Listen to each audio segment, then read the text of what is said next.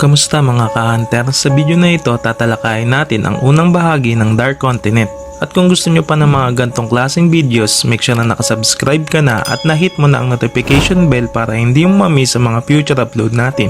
Nag-upload ako ng 2 o higit pang video kada linggo. 75,000 taon na ang nakakalipas nang simulan ng mga ninuno ng lahi ng mga tao na lumipat sa kilalang mundo o known world sa Hunter x Hunter. Nagpapatotoo dyan ang mga alamat at pag-aaral sa mga artifacts na natuklasan ni Jane Prix sa mga ancient ruins. Sa chapter 346, si Jing ay nalaman na maraming alam sa mga wika na mas madami pa kaysa kay Curly, isang propesor sa Barbard University. Sa kanyang sariling larangan, hinamon niya si Curly sa paligsahan. Kabilang sa mga wika, alam niya ang Ancient Cape at Nankul. Ang Ancient Cape at Nankul ay isang sinaunang wika o ancient language sa Hunter x Hunter. Ang known world o kilalang mundo ay napakaliit lamang kumpara sa lawak na meron ang Dark Continent. Ang unang tao na bumalik sa napakamapanganib na lugar na iyon matapos itong lisanin ng mga ninuno ng lahi ng mga tao, libo-libong taon na ang nakakalipas, ay walang iba kundi si Don Prix. Mahigit 300 taon na ang nakakalipas, si Don Prix ay nagsimulang maglakbay papunta sa Dark Continent. Siya din ang kauna-unahang chairman ng Hunter Association at nagtatag nito. Nagsimula siyang maglakbay at gumawa ng journal na libro para sa mga maglalakbay sa Dark Continent. Naniniwala siya na dapat malaman ng mga tao kung saan talaga ang pinagmulan ng sangkatauhan.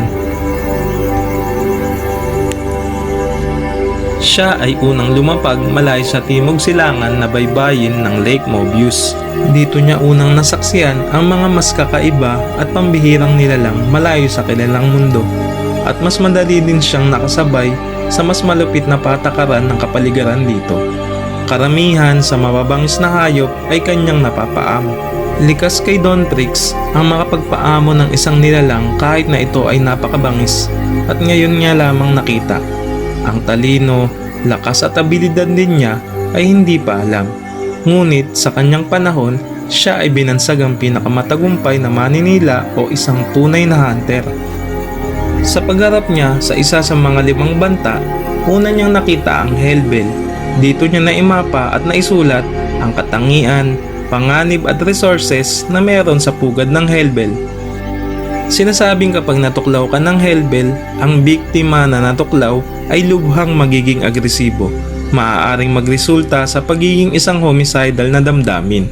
Ang biktima ay maaaring maging brutal na pumaslang o magpakamatay mismo. Ang panganib ng Hellbell sa tao, ang mga pinsala ay nakakaapekto sa pang-araw-araw na buhay. Mahirap na kumpletong paggaling o habang buhay na epekto. Nag-iisa lamang ang Hellbell na species na nagbabantay sa mapagkukuha ng resources sa Dark Continent, ang Nitrorice o ang halamang nakakapagpahaba ng buhay. Matagumpay na nakakuha si Don Prix ng Nitrorice nang hindi nilalabanan ng Hellbell. Sa tulong ng kanyang likas na abilidad bilang isang matagumpay na hunter, siya ay may super advanced setsu. Ang pag-iral ng kanyang presensya ay napakalabong maramdaman basta-basta. Sa pamamagitan ng Nitrorice, lalo pang napahaba ni Don Prix ang kanyang buhay, sapat upang maisulat niya ang Journey to the New World na libro, paglalakbay sa bagong mundo na Dark Continent. Siya ay nananatiling buhay mahigit sa 300 taon.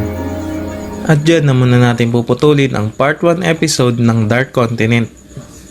Pero bago tayo magtapos, magbibigay muna ako ng isang trivia sa inyo. Alam nyo ba sa special manga series ng Hunter x Hunter na may titulong Kurapika's Memories, si Kurapika at Pyro ay nakakita ng isang sugatang babae na nagngangalang Sheila. Matapos nila itong tulungan, sila ay binigyan nito ng isang libro. Isang libro tungkol sa pakikipagsapalaran ng isang mahusay na hunter na tinatawag na D-Hunter. Ang D-Hunter ay ang pangunahing karakter na itinampok sa aklat ng Eponymous na nagsasalaysay ng mga pakikipagsapalaran ng isang hunter na pumunta sa maraming hindi kilalang lugar.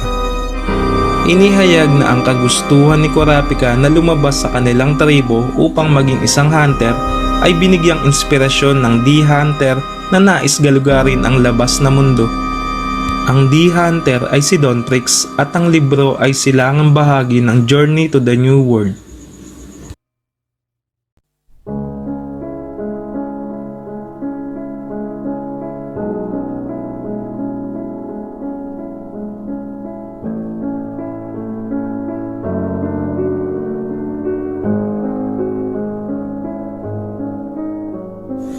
Hanggang dito na lamang muna sa video na ito at lagi maging mausisa dahil tayong lahat ay isang hunter.